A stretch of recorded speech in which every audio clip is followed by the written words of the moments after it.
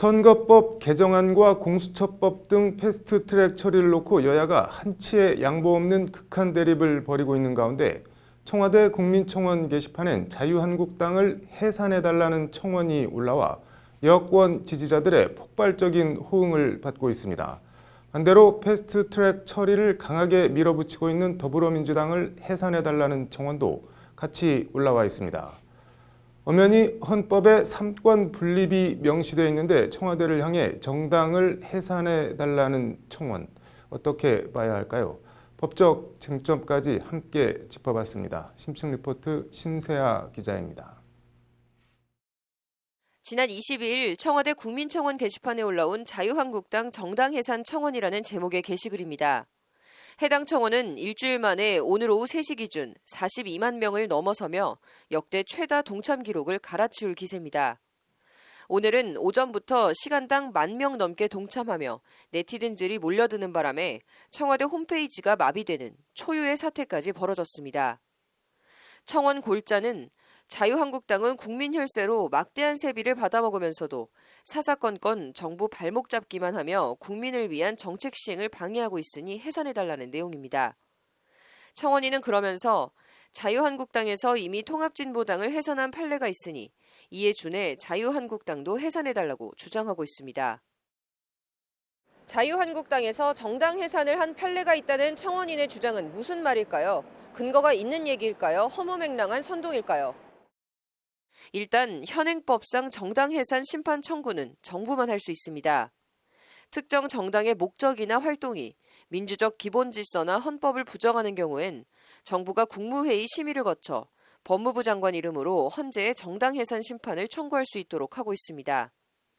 일반 국민은 헌재에 직접 정당 해산 심판을 청구할 수 없습니다. 그리고 지난 2014년 12월 헌재의 통진당 해산 결정 당시 해산 심판을 청구한 사람이 바로 다름 아닌 박근혜 정부의 법무부 장관이었던 현 황교안 자유한국당 대표입니다.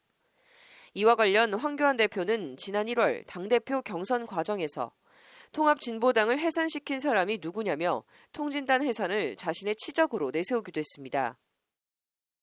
정당 해산 심판이란 정부가 제소할 수 있고 일반 국민은 직접 제소할 수가 없는 것인데요. 다만 국민은 정부에게 정당 해산 심판을 청구해달라는 내용의 청원을 할 수는 있습니다. 일단 자유한국당 해산 심판 요청 청원은 20만 명 넘게 동참해 청와대의 의무답변 대상이 됐습니다. 하지만 청와대나 법무부가 실제 정당 해산 심판 청구로 나아갈 가능성은 거의 없다는 게 법조계의 중론입니다. 정당의 목적이나 활동이 민주적 기본 질서에 위배되어야지 정당 해산 심판을 청구를 할 수가 있는데 지금 자유한국당의 그런 활동들이 과연 민주적 기본 질서를 위배할 정도까지 이르렀는가 그런 법률적인 문제가 있고 그렇기 때문에 지금 실제로 정당 해산 심판을 청구할 가능성은 저는 없다고 보고 있어요. 관련해서 청와대 홈페이지 토론방엔 어제 오후 7시 반쯤 집권 여당인 더불어민주당을 해산해달라는 청원을 청원 게시판에 올려달라라는 글도 올라왔습니다. 청와대가 지난달 31일부터 마구잡이 청원, 중복 청원글 게시 등을 막기 위해 토론방에서 100명 이상 공감을 얻은 글만 청원방에 올리도록 홈페이지 운영 방침을 바꾼 데 따른 게시글입니다. 해당 청원은 국민들이 어느 편을 더 지지하는지를 아는 것도 국정 방향을 결정하는 데 귀중한 자료가 될 것이라고 목소리를 높이고 있습니다. 법조계에선 이런 아니면 말고식의 청원, 얘기가 되지 않으니 정당을 아예 해산시켜달라는 식의 청원에 대한 우려의 목소리도 나오고 있습니다.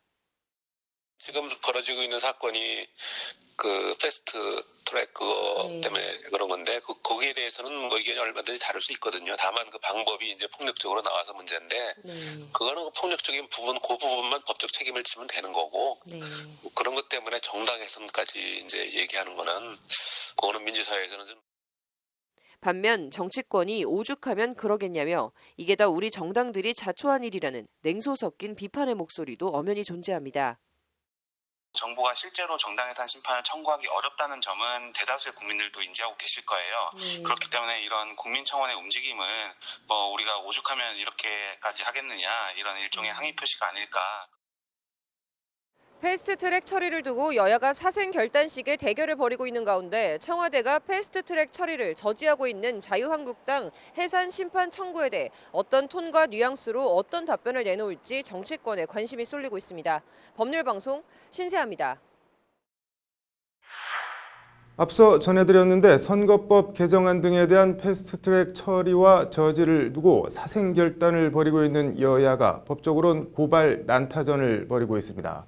국회 앞에선 오늘 엄정한 대처를 촉구하는 시민단체 기자회견이 열렸는데 현장을 취재한 장한지 기자가 법적 쟁점을 짚어봤습니다.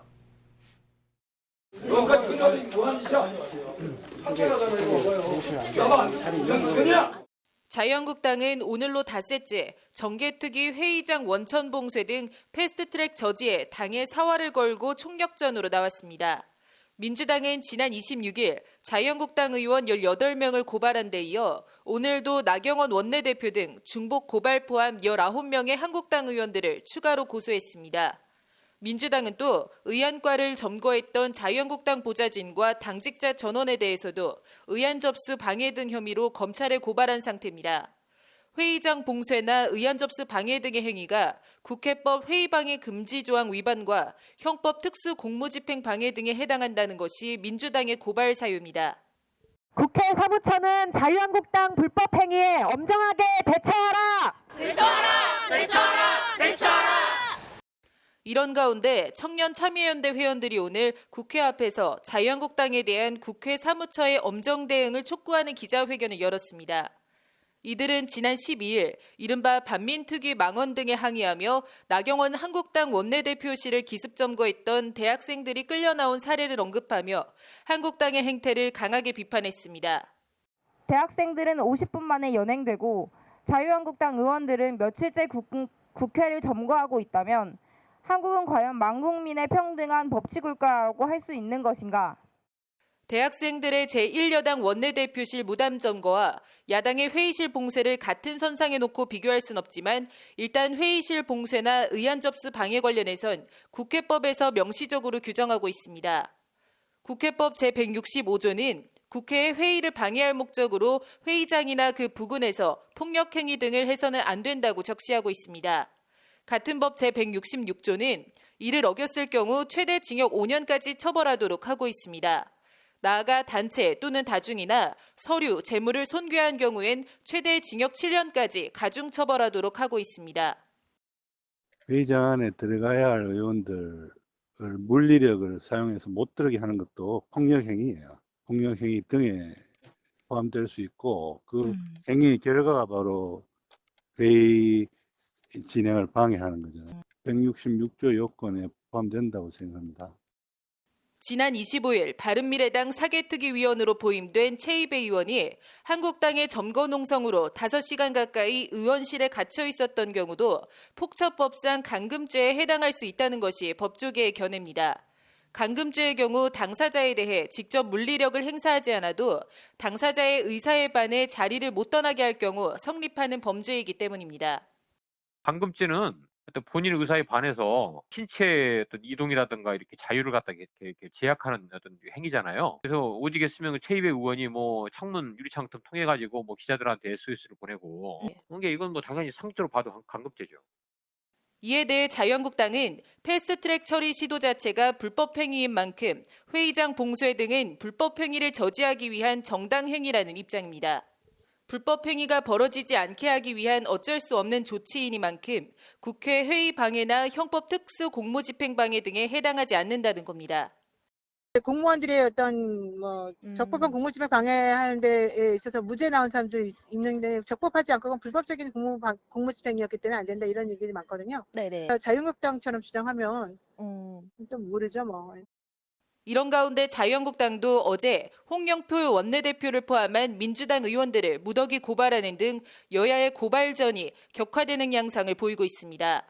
검찰 판단에 따라 민주당과 한국당 어느 한쪽은 정치적 명분과 정당성에 타격이 불가피해 칼자루를 쥔 검찰이 어떤 행보를 보일지 검찰 안팎에 관심이 집중되고 있습니다.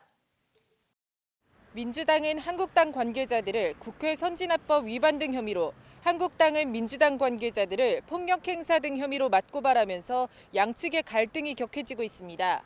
긴장감이 흐르는 가운데 선거법 등이 이번 주 패스트트랙에 태워질지 강대강 여야 대치 상황이 장기화될지 주목됩니다. 법률방송 장한지입니다.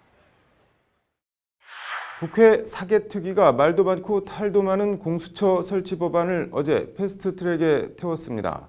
애초 더불어민주당 법안으로 처리하기로 했던 여야 4당은 바른미래당이 독자적인 공수처 법안을 내면서 두 개의 패스트트랙에 올라탔는데요. 어떤 차이가 있는지, 어떤 내용이 담겼는지 법률방송 잠자는 법안을 깨워라 신세아 기자가 전해드립니다.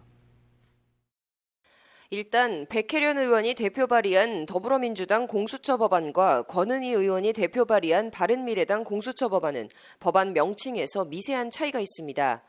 민주당안은 고위공직자 범죄수사처 설치 및 운영에 관한 법률이고 바른미래당안은 고위공직자 부패수사처 설치 및 운영에 관한 법률입니다. 민주당 법안에 비해 바른미래당 법안은 고위공직자들의 부패 행위 엄단에 방점이 찍혀 있습니다. 법안 이름과 함께 더불어민주당 안과 가장 큰 차이점은 공수처장 임명 형식과 방법입니다. 민주당 안은 공수처장 추천위가 추천한 2명 중 대통령이 지명한 1명을 국회 인사청문회를 거쳐 임명하도록 했는데 바른미래당 안은 대통령이 지명한 1명에 대해 청문회는 물론 국회의 동의를 받아야 임명이 가능하도록 했습니다. 공수처에 대한 국회의 통제 권한을 실질화하자는 취지입니다. 나아가 바른미래당 안은 판사나 검사, 경무관급 이상 고위 경찰에 대해 공수처에 독자적인 기소권을 주되 별도의 기소심의위원회에서 공소제기 여부를 심의 의결하도록 했습니다. 애초 공수처에 별도의 기소권을 부여하는 데 반대했던 바른미래당이 민주당 안을 절충해 접점을 만들어냈다는 것이 법안 발의자 명단에 이름을 올린 바른미래당 사개특위위원 최이배 의원의 설명입니다. 검사 등에 대한 견제를 강화하기 위해서는 수사처가 직접 기소권을 갖는 것은 가능하겠다라고 해서 합의를 했고요. 다만 수사처의 수사검사가 직접 기소 권한을 행사하기보다는 일반 국민으로 구성된 기소심사위원회, 일종의 배심원 제도 같은 거죠. 이 기소심사위원회를 구성을 해서 나머지 법안 내용은 민주당 안과 대동소이합니다. 수사처 검사는 25명 이내로 했고 10년 이상 재판이나 수사, 조사 경력이 있는 변호사 자격이 있는 사람으로 제한했습니다. 법안은 공무원이 고위공직자나 그 가족의 범죄 행위를 알게 된 경우 공수처에 고발하도록 했고 감사원이나 금감원 등의 수사 의뢰가 있는 경우 공수처는 즉시 수사에 착수하도록 했습니다. 공수처 수사와 중복되는 검찰이나 경찰 등 다른 기관의 범죄 수사는 공수처에 이첩하도록 해 고위공직자 범죄 수사에 대해선 공수처에 우선권을 줬습니다. 법안은 또 공수처가 수사한 사건을 검찰이 기소하지 않을 경우 법원에 재정 신청을 할 수 있도록 해 수사 효력 실질화와 검찰 견제 장치를 함께 마련했습니다. 김학의 사건이나 버닝썬 사건 같이 검찰이나 경찰이 관련된 사건에 대해서, 즉 권력기관과 관련 사건에 대해서 고위공직자 수사처가 결국 실체적 진실을 규명하는 데 역할을 할 것이라고. 법안은 이와 함께 공수처장과 차장은 검찰 또는 경찰에서 퇴직 후 2년이 지난 사람으로 제한해 현직 검사나 경찰이 바로 공수처 지휘부로 이동하는 걸 막는 차단 장치를 뒀습니다. 자유한국당의 극렬한 반발 속에 패스트트랙에 올라탄 공수처 설치 법안 2개는 이후 본회의 상정까지의 과정에서 민주당 안과 바른미래당 안을 함께 심사해 단일화를 도출해 의결할 것으로 보입니다. 법률방송 잠자는 법안을 깨워라 신세아입니다. 검경 수사권 조정안과 공수처 법안 패스트트랙 처리에 대해 해외 출장 중인 문무일 검찰총장이 어제 공개적으로 강력한 반대와 반발 의사를 밝힌 데 이어 오는 9일까지로 예정된 나머지 해외 일정을 모두 접고 급거 귀국하기로 했습니다. 오늘 앵커 브리핑은 검사와 영감님 얘기해보겠습니다. 류승환 감독의 영화 부당거래나 최민식, 하정우 주연의 범죄와의 전쟁 등 검사가 나오는 영화나 드라마를 보면 검사들을 영감님이라고 부르는 걸 흔히 볼 수 있습니다. 영감님 사람 참 불편하게 하는 재주가 있으시네. 아이 참. 영감은 원래 조선시대 특정 품계 이상의 관리를 높여 부르는 일종의 별칭이었습니다. 조선시대 벼슬 얘기를 하면 당상관이라고 해서 직역하면 당 위에 있는 관리, 그러니까 사극 같은 데서 보면 조정에서 정사를 볼 때 임금과 같은 공간인 대청에 올라가 국가의 대소사를 논의할 수 있는 벼슬을 받은 관리들을 당상관이라 불렀습니다. 문씨는 정삼품 통정대부, 무씨는 정삼품 절충장군 이상의 품계를 받은 자만이 이렇게 당상관의 자격을 받았는데, 당상관은 다시 영감과 대감으로 나뉩니다.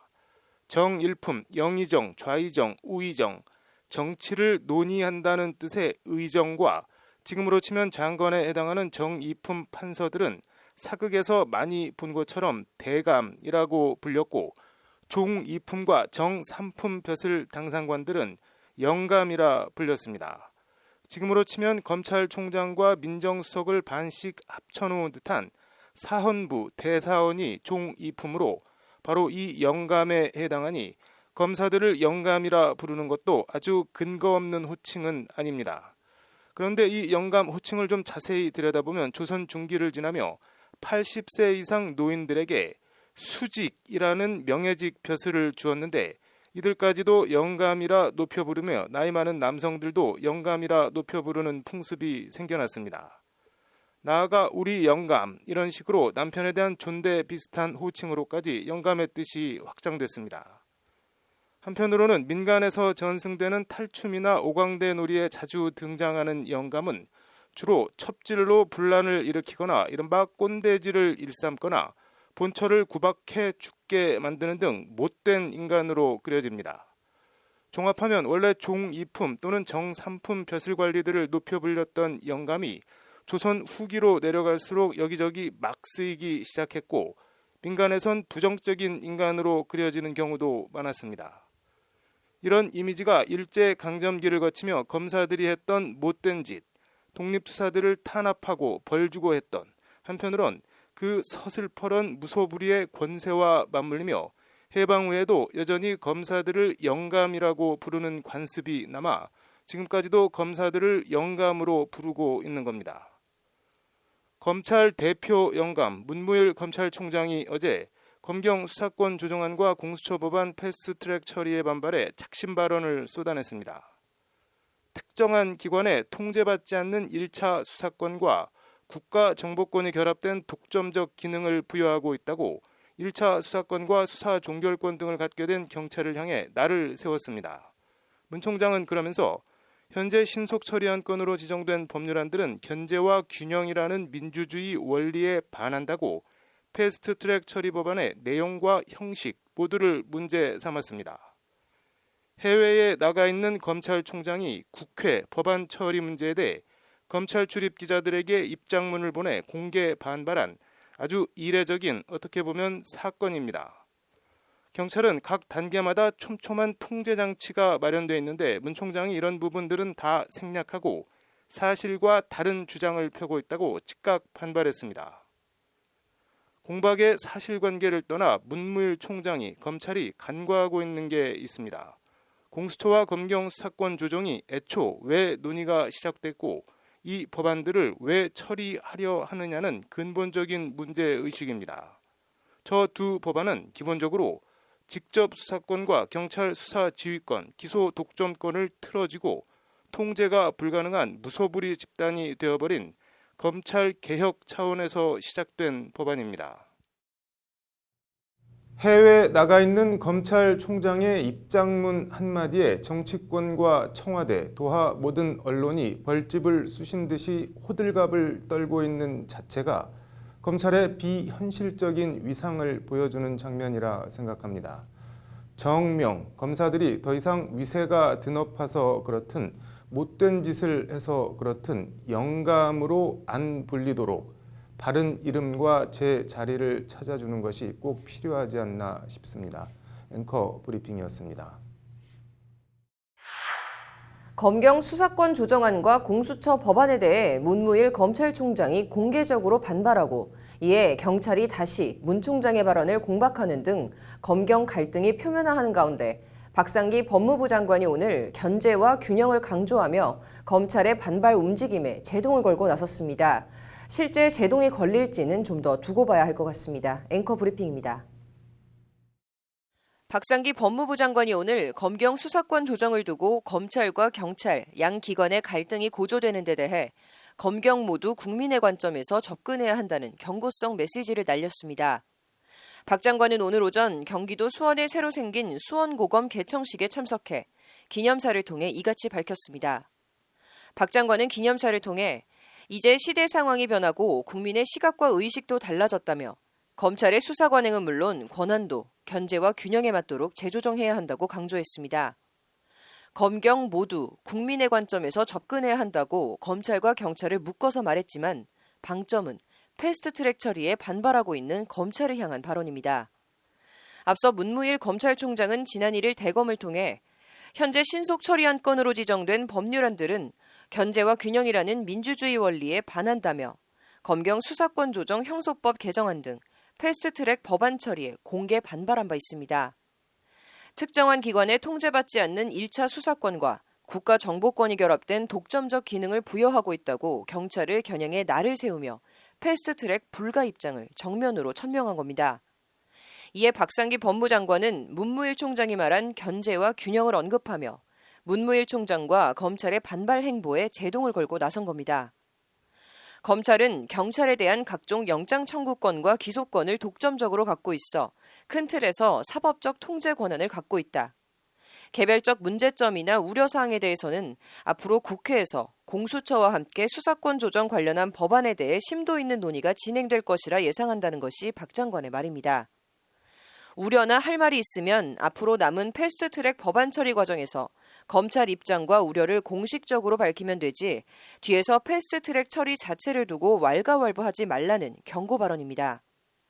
박 장관은 그러면서 검찰과 경찰 모두 이 문제에 대해 국민 관점에서 접근해야 할 것이라며 조직 이기주의라는 국민의 비판을 받지 않으려면 구체적 현실 상황과 합리적 근거에 입각해 겸손하고 진지하게 준비해 나가야 할 것이라고 강조했습니다. 검찰이 겸손하지 않다는 반어성 메시지입니다. 검찰 안팎에선 임기가 2달 남은 문무일 총장이 검찰 반발에 총대를 매는 차원에서 임기를 다 채우지 않고 사표를 낼 거라는 관측도 나오고 있습니다. 임기를 불과 2달 남겨놓은 말년 검찰총장에게 검사도 아닌 교수 출신 법무장관의 경고가 얼마나 먹힐지는 의문입니다. 다음 검찰총장으로 청와대와 박상기 법무장관이 누구를 어떤 취지로 낙점할지 궁금합니다. 앵커 브리핑이었습니다.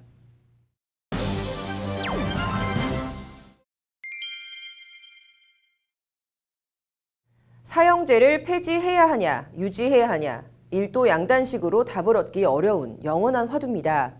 국가인권위가 오늘 사형제 및 대체형벌 청문회를 열었다고 하는데 이 사형제를 어떻게 해야 하는 걸까요? 심층 리포트 장한지 기자의 보도입니다.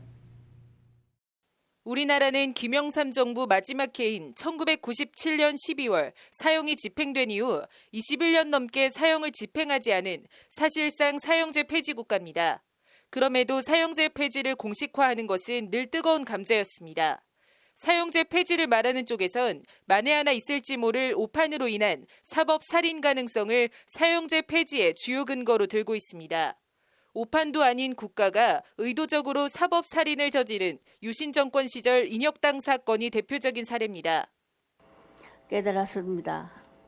국가기관이 잘못된 수사와 재판으로 35년 만에 재심을 통해 무죄를 선고받았지만 저희 남편은 돌아올 수가 없었습니다.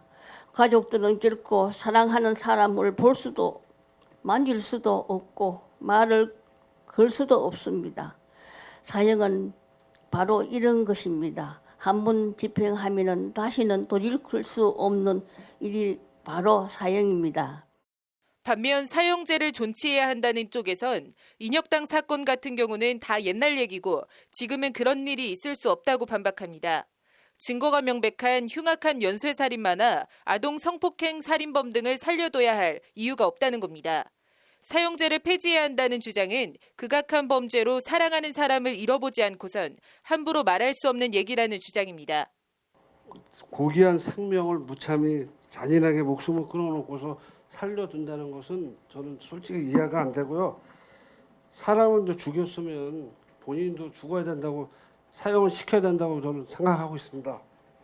사람을 함부로 죽여놓고 살고 산내는 것은 말이 안 된다고 보고 일단 사형제가 범죄 예방 효과가 없거나 극히 미약하다는 것은 국제적으로도 법조계나 학계 정설로 받아들여지고 있습니다.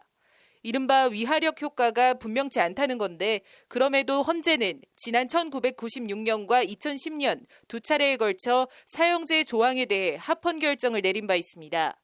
사형제가 형벌 본질에 부합하고 입법 목적의 정당성이 인정되는 만큼 과잉금지 원칙이나 법익 균형성 원칙에 위배되지 않는다는 게 헌재의 결정이었습니다.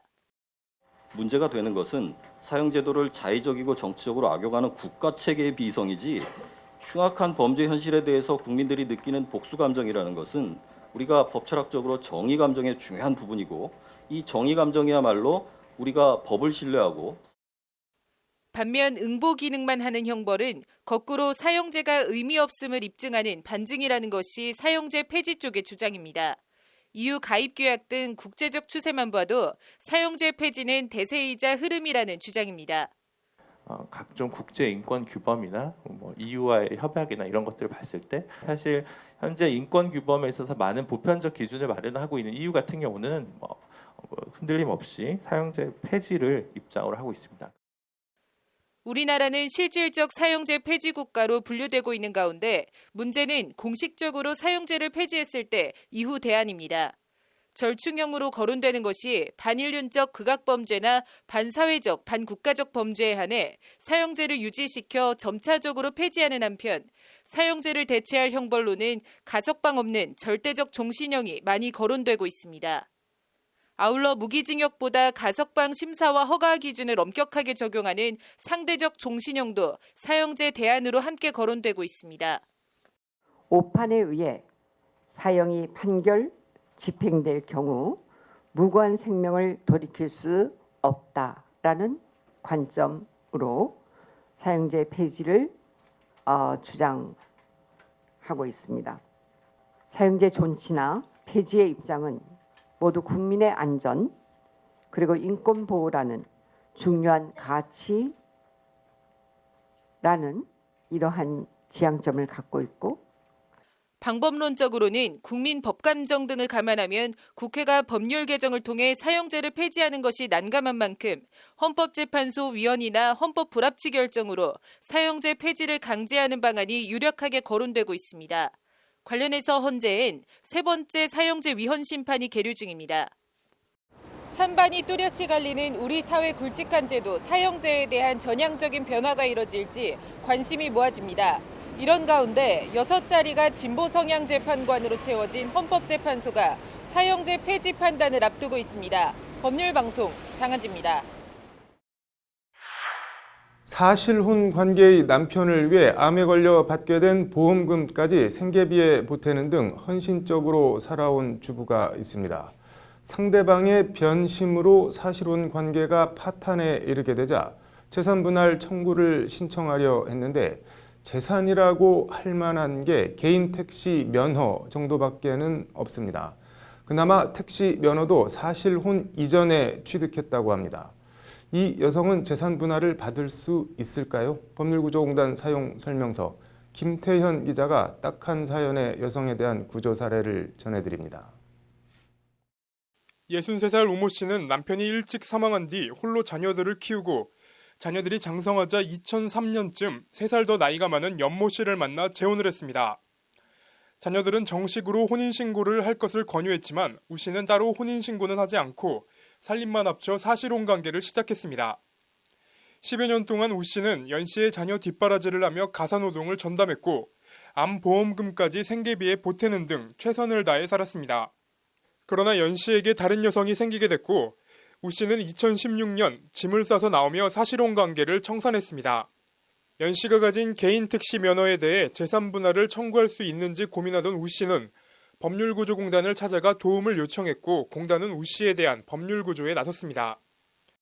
인정될 수 있는 그런 사실관계가 좀 있었는데 족보에 올라갔다든지 그다음에 가족 묘지 같은 거 마련하는 거에 자리가 있다든지 재판에서 상대방은 개인 택시 면허는 사실혼관계 성립 전에 취득한 자신의 특유 재산인데다 자격증인 개인 택시 면허는 재산 분할의 대상 자체가 될 수 없다고 주장했습니다. 이에 맞서 공단은 먼저 개인 택시 면허가 지역별로 시세가 형성돼 있고 관할관청에서 개인 택시 양도 양수를 해주고 있는 점 등을 들어 분할이 가능한 재산이라는 취지로 주장했습니다.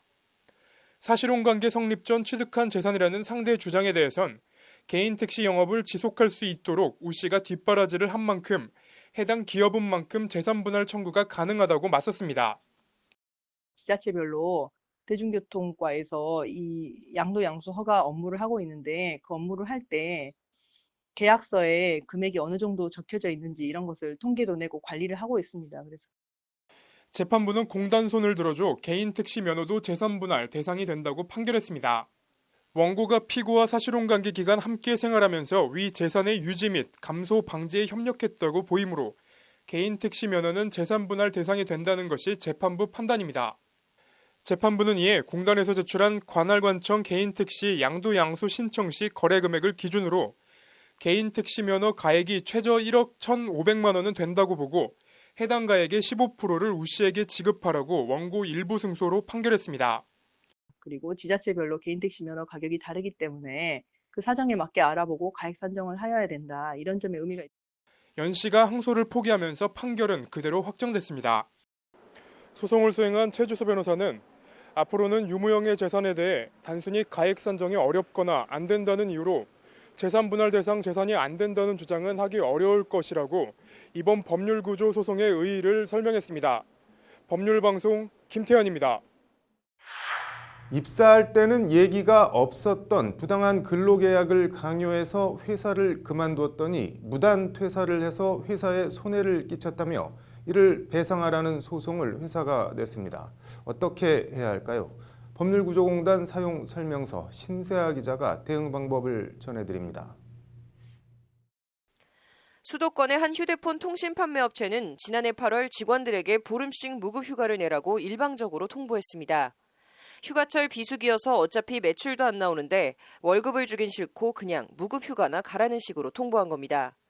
이 업체는 그러면서 무급 휴가를 가기 싫으면 휴대폰 개통 목표치를 올리고 달성하지 못하면 기본급을 삭감하겠다고 직원들을 사실상 협박했습니다.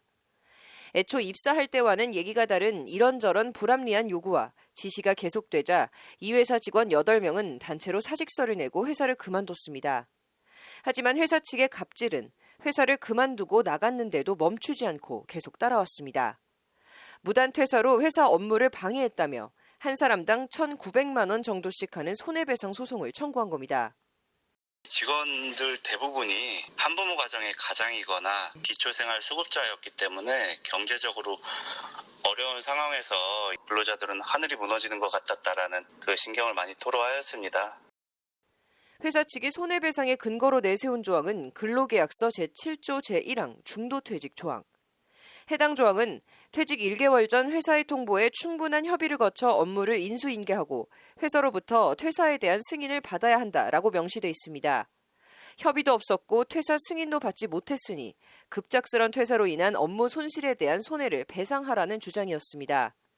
이에 대항해 공단은 이 사건 퇴사는 근로기준법 제17조와 제19조에 따른 근로조건 무단 변경으로 인한 근로계약 해제에 해당해 퇴사의 위법성이 없다고 맞섰습니다.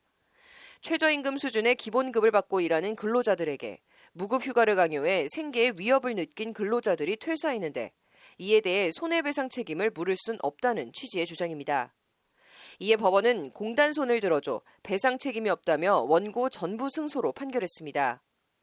근로계약서에 명시되지 않은 불리한 근로조건을 회사가 새로이 강요하여 근로자들이 단체로 퇴사한 것은 근로기준법에 따른 적법한 근로계약 해제에 해당한다는 것이 법원 판단입니다. 이 사건은 회사가 명시된 근로조건 이상으로 근로자에게 불리한 근로를 강요하고 만일 이를 이행하지 않으면 퇴사하더라도 사용자는 근로자에게 무단 퇴사에 따른 손해배상을 청구할 수 없다는 법원의 입장이 확인된 의미 있는 판결이라. 1심 판결은 회사가 항소를 포기하며 그대로 확정됐습니다. 이 같은 무급 휴가 강요는 텔레마케터 업계에선 일종의 관행 비슷하게 비일비재하게 벌어지고 있다고 합니다. 공단은 임금 체불을 포함해 근로관계에서 부당한 처우를 받는다면 언제든 공단 도움을 받을 수 있다고 조언했습니다. 법률방송 신세아입니다.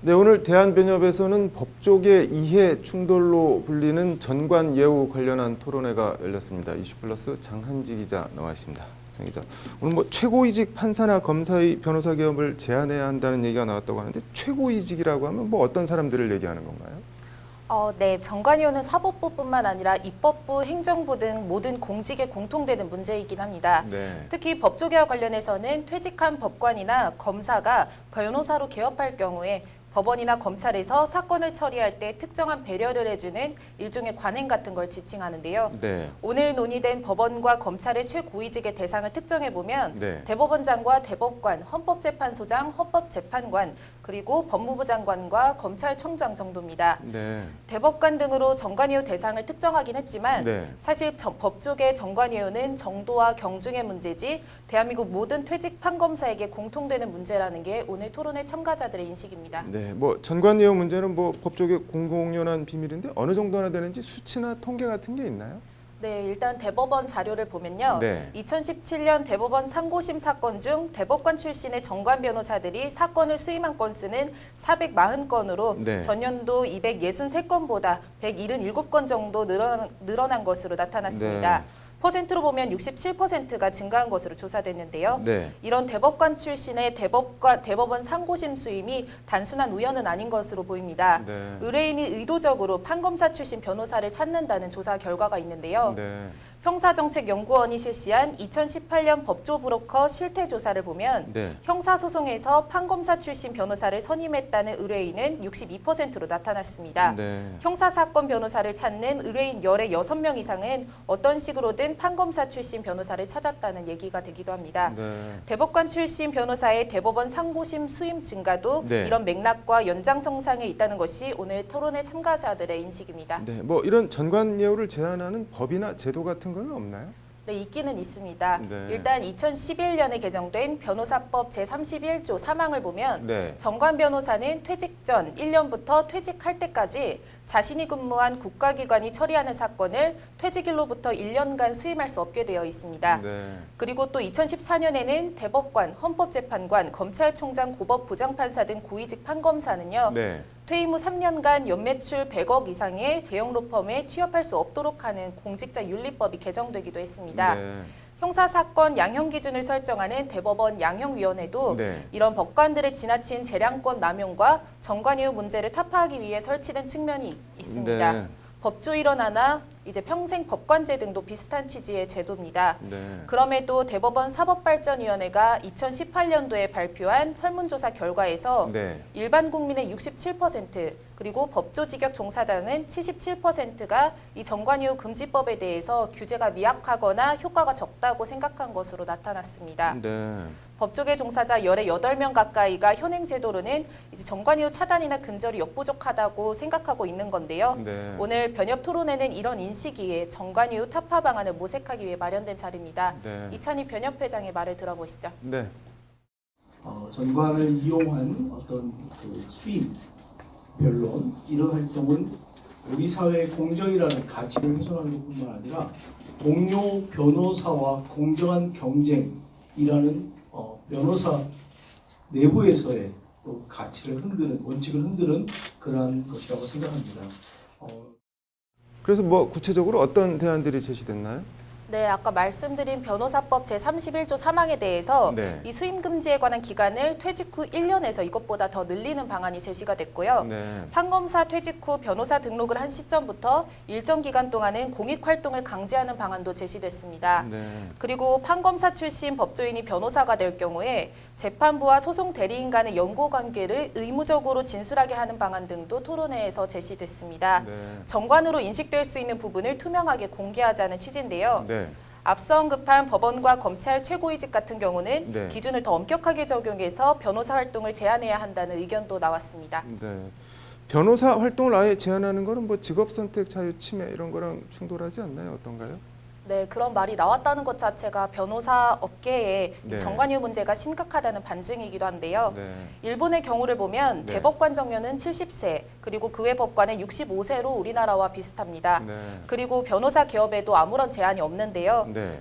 네, 그런데 토론의 발제를 맡은 조홍준 변호사에 따르면요. 네. 일본에서 소송 의뢰인들이 판검사는 이제 고객을 대하는 서비스 마인드가 없다는 이유로 인기가 없어서 네. 한국의 정관이후 상황을 신기하게 바라볼 정도라고 합니다. 네. 그만큼 우리나라 정관이후 문제는 참 특이한 문화라고 하기도 그렇고 현상인 것 같습니다. 네. 뭐 일본 외 다른 나라들은 어떻게 하고 있나요? 일단 법관의 경우 우리나라는 법원 조직법상 대법원장과 대법관은 정년이 각각 70세입니다. 네. 그리고 판사의 정년은 65세인데요. 네. 다른 나라는 이보다 정년이 길거나 아니면은 종신인 경우가 많습니다. 네. 미국만 해도 연방법원 판사는 종신이고 주법관 판사 정년은 70세입니다. 네. 거의 대부분 판사가 정년까지 근무한다고 합니다. 네. 영국도 대법원장 및 대법관은 종신직이고 일반 법관의 경우 정년이 70세이면서 이제 임기의 제한은 없습니다. 네.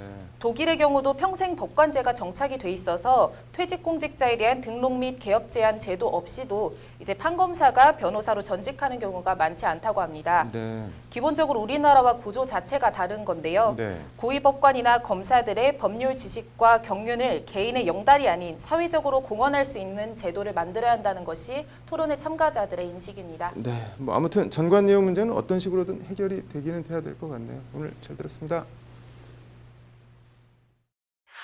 네, 인블리라는 인플루언서의 이른바 곰팡이 호박즙 논란으로 요즘 SNS가 시끌시끌하다고 합니다. 법적인 이슈 짚어보겠습니다. 로인사이드 장한지 기자 나와 있습니다. 장 기자, 인블리? 인플루언서? 이게 다 무슨 말인가요? 네, 먼저 인플루언서는 네. 영향력을 뜻하는 인플루언스에 사람을 뜻하는 영어 전미사 이 알이 붙은 신조어입니다. 네. 영향력 있는 사람이라는 뜻인데요. 네. 정확하게는 인스타그램이나 페이스북 같은 SNS에서 적게는 수만 명에서 많게는 수십만 명 이상의 팔로워나 구독자를 보유하고 있는 영향력이 큰 SNS 유명 인사를 지칭합니다. 네. 그리고 인블리는 올해 32살인 임지연 씨의 SNS 아이디라고 생각하시면 될 것 같습니다. 근데 뭐 이 인블리, 이 아이디, 이 네티즌이 왜 이렇게 논란이 되고 있다는 건가요? 네, 인플루언서들의 영향력이 커지면서 네. 이들이 쓰는 옷을 따라 입거나 아니면 쓰는 제품을 따라 쓰거나 하는 일종의 추종과 모방이 SNS에서 이루어지고 있는데요. 네. 이런 추종과 모방 심리를 이용해서 자신들이 입는 옷이나 먹는 제품, 쓰는 제품 등을 파는 이른바 SNS 쇼핑도 덩달아 유행과 추세가 되고 있습니다. 네. 인블리도 이런 식으로 자신의 SNS를 통해서 이런저런 물건을 팔아왔는데요. 네. 최근 이른바 곰팡이 호박즙 사건이라고 해서 호박즙 품질 논란과 이에 대한 인블리의 대응을 놓고 온라인에서 큰 논란이 벌어진 겁니다. 아니 뭐 호박즙이 뭐 얼마나 팔렸길래 이렇게 논란이 됐다는 건가요? 네, 인블리 부기즙이라고도 불리는 이 호박즙은 네. 인블리 온라인 계정을 통해서 지난해부터 무려 26억 원어치나 팔렸다고 합니다. 26억 원이요? 네. 호박즙만 파는 게 아니고 화장품 등 이것저것 많이 팔고 있는데 네. 그 규모가 결코 취미 수준으로 볼 수 없는 수준입니다. 네. 인플루언서들의 거래는 통상 인스타그램이나 페이스북, 카카오톡 메신저 등을 통해서 이루어지는데 네. 이 최근 한 인플루언서가 한 화장품 회사로부터 3,000개 정도의 샘플을 받아서 나눠주는 이벤트를 진행을 했는데 네. 이분만의 동이 났을 정도로 그 영향력은 엄청나다고 볼 수 있습니다. 네. 실제 서울시가 전자상거래 이용자 4,000명을 대상으로 조사를 해보니 네. 조사 대상자 2명 중 1명은 SNS를 통해서 쇼핑을 한 경험이 있는 것으로 나타났습니다. 네. 전자상거래 경험이 있는 네티즌 2명 중 1명은 SNS 쇼핑 경험이 있다는 얘긴데요. 네. 실제 인스타그램에서 해시태그를 마켓으로 검색을 해보면 네. 의류, 화장품 등 관련 게시물이 170만 개가 넘을 정도로 그 시장이 엄청나다고 볼 수 있습니다. 뭐 듣고 보니까 엄청난데 SNS 마켓 이게 법적으로는 어떻게 되어 있는 건가요? 네, 일단 인스타그램이나 페이스북, 카카오톡 등은 기본적으로 소통 서비스지 네. 이게 상거래 플랫폼 제공 서비스가 아니어서 네. 전자상거래법상 통신 판매업 신고를 하지 않고도 물건을 파는 경우가 대부분이라고 합니다. 네. 일종의 법적 공백 상태라고 볼 수 있겠는데요. 네. 신고나 허가를 받고 등록을 한 회사 대 그리고 소비자의 거래가 아닌 개인과 개인, 사인 대 사인 간의 거래이기 때문에 네. 이제 전자상거래법 적용을 받기도 힘듭니다. 인블리 사건 같은 피해가 발생해도 네. 공정위나 소비자원에서 개입할 수 있는 법적인 근거는 사실상 없는 겁니다. 네. 공정위 관계자의 말을 한번 들어보시죠. 네. 근데 개인 대 개인은 지금 저희 쪽에 규율하고 있는 법은 그러니까 사업자와 개인 대 간의 거래를 규율하고 있는 거고 사실상 뭐 개인 대 개인으로 거래하는 거는 저희가 따로 법 적용 대상이 아니라서 적용하기는 곤란한 건데요. 뭐 개인 물품을 서로 간에 뭐 거래한다고 해서 저희 쪽에서 그 개인의 의사 표시인데 이제 상행이라고 보기는 어려운 부분이 있습니다. 네, 그래서 이른바 인블리 사건도 그렇고 네. 청담업리 치유 사건도 그렇고 SNS 마켓으로 인해 사회적 이슈가 되는 사례들을 심심치 않게 볼 수 있습니다. 네. 실제 서울시 조사 결과에 따르면 네. SNS 쇼핑 이용자 10명 중 3명꼴로 피해를 입은 것으로 나타났습니다. 네. 최근 3년간 피해는 계속 늘고 있는데요. 그 사유로는 교환이나 환불 거부, 입금 후 연락 두절 등이 가장 빈번했습니다. 이거 뭐 그러면 어떻게 해야 되는 건가요?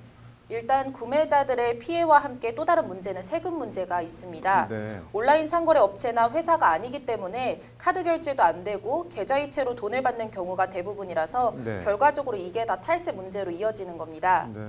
이와 관련 국세청 관계자는 법률방송과의 통화에서 SNS 개인 마켓의 경우 실태 파악 자체가 어렵다면서 신용카드로 결제하면 거래에 대한 사후 모니터링이 가능하지만 계좌이체의 경우 모니터링이 어렵다고 난감함을 토로했습니다. 네. 관련해서 이상호 세무사의 말을 들어보시죠. 네. 투자 등록을 내시고 이제 수익을 계산을 하시는 건 맞아요. 근데 좀 지금 현재 이제 전산상 좀 어려움이 있으니 뭐 이제 사업자 등록을 안 내시고 그렇게 사업을 안 하시는 분들이 많으신 거죠. 사업의 이제 확장이나 그 인터넷이나 이제 커뮤니티 발달을 법이 사실 조금 못 쫓아가고 있는 것. 이 때문에 사실상 실정법 사각지대에 놓여있는 SNS 인플루언서 마켓을 제도 안으로 끌어들여야 한다는 목소리가 높아지고 있습니다. 네. 일단 개인 대 개인의 모든 거래를 놓고 이제 사업자 등록을 하라고 할 수는 없지만 네. 최소한 일정 규모 이상의 판매가 정기적으로 이루어지는 경우 모니터링을 통해서 사업자 등록을 강제하도록 해야 한다는 말이 나오고 있고요. 네. 그다음에 소득 있는 곳에 과세, 거래 있는 곳에 책임이라는 원칙을 구현할 네. 수 있는 제도 마련이 시급하다는 것이 전문가들의 지적입니다. 네, 뭐 뭔가 법제도 마련은 확실히 필요해 보이네요. 오늘 잘 들었습니다.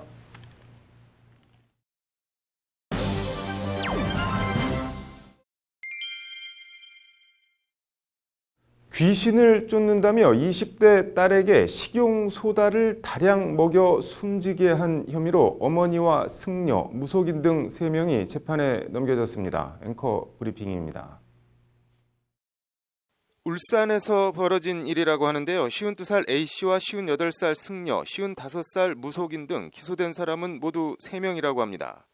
검찰에 따르면 2017년 당시 23살이던 A씨의 딸이 건강이 좋지 않았다고 하는데 A씨는 딸의 건강 문제를 무속인 B씨와 상의했고 B씨는 경남의 한 사찰 승려 C씨를 소개해줬다고 합니다. 이에 A씨는 같은 해 12월 30일 딸을 사찰로 데려갔고 승려와 무속인은 절에서 A씨의 딸에 대해 이른바 민간요법으로 함께 치료를 시작했습니다. 처음 나흘가량은 A씨 딸의 가슴과 등을 손바닥으로 때리거나 부항 시술을 하는 정도였고 동시에 귀신을 쫓는 데 효과가 있다며 식용소다를 물에 타서 딸에게 먹였다고 합니다. 이런저런 방법을 써봐도 차도가 없자 승려와 무속인은 소다가 부족해서 그렇다며 가루 형태의 소다를 숟가락채로 퍼먹였다고 합니다. 이에 딸은 너무 힘들고 괴롭다고 고통을 호소했지만 이들의 치료 행위라고 할 수 없는 치료 행위는 멈추지 않았고 딸은 결국 2018년 1월 8일 끝내 숨지고 말았습니다.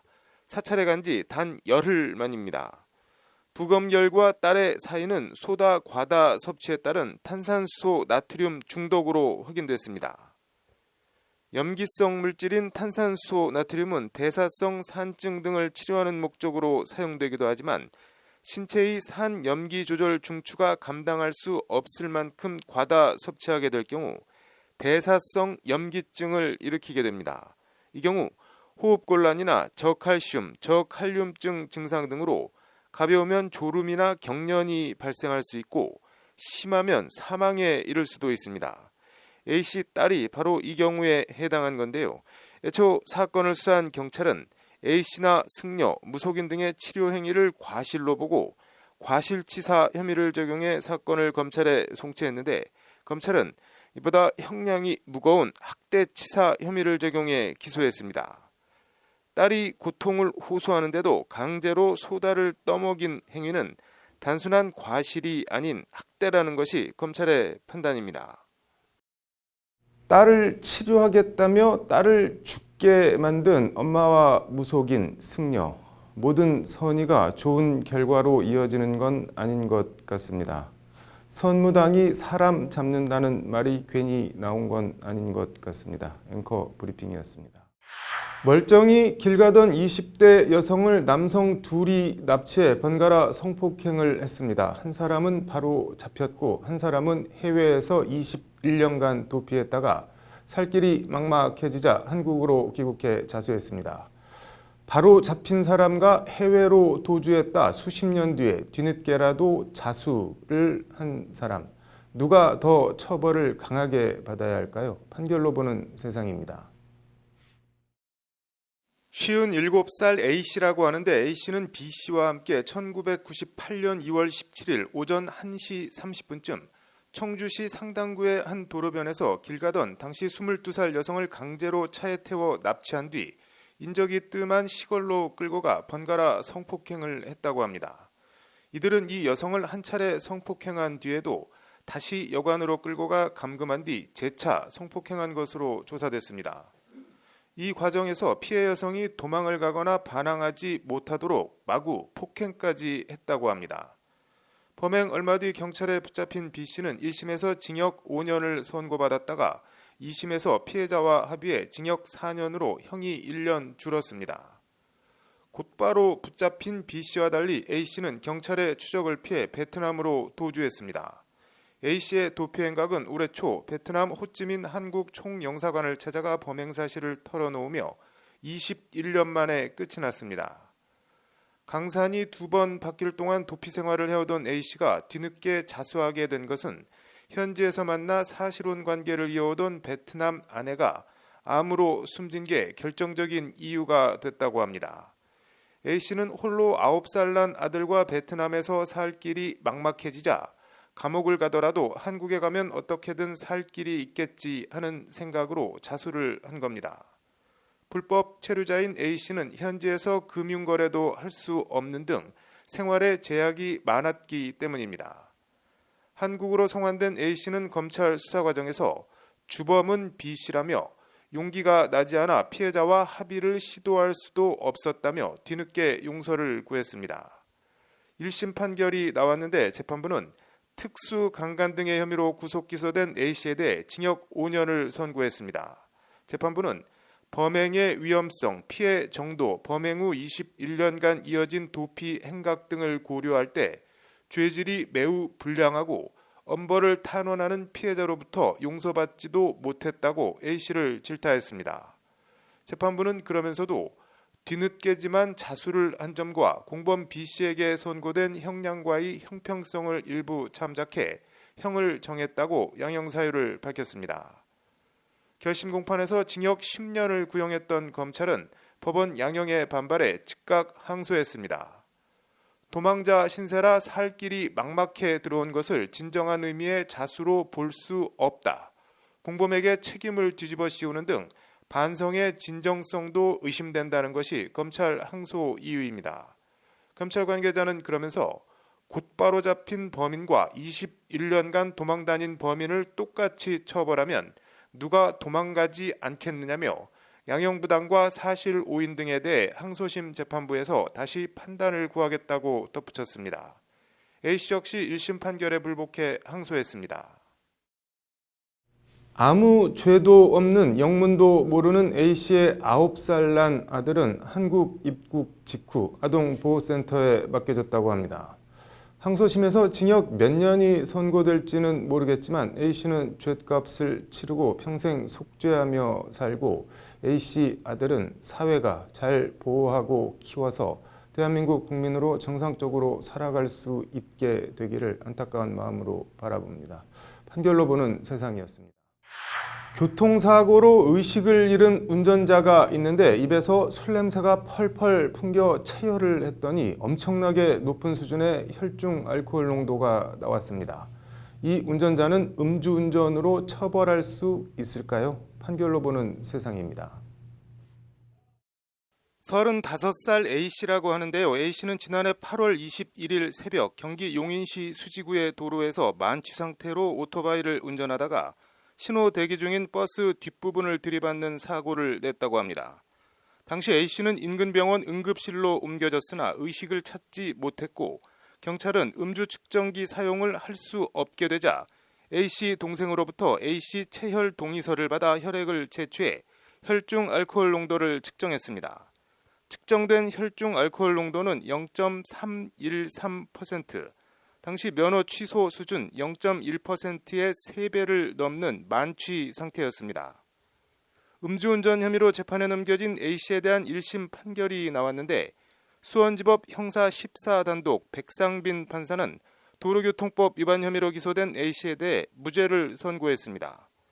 피고인에 대한 체혈은 피고인의 자발적인 동의 없이 이루어졌고 체혈에 대한 사전, 사후 영장이 발부되지도 않았다. 이러한 상황에서 체혈한 피고인의 혈액에 기초해 작성한 국립과학수사연구소의 혈중 알코올 감정서는 위법 수집 증거로서 유죄의 증거로 사용할 수 없다는 게 재판부 판단입니다. 본인 동의 없이 강제 체혈한 결과는 형사소송법상 영장주의 원칙을 위반해 법적인 효력이 없어 유죄의 증거로 사용할 수 없다는 취지의 판결입니다.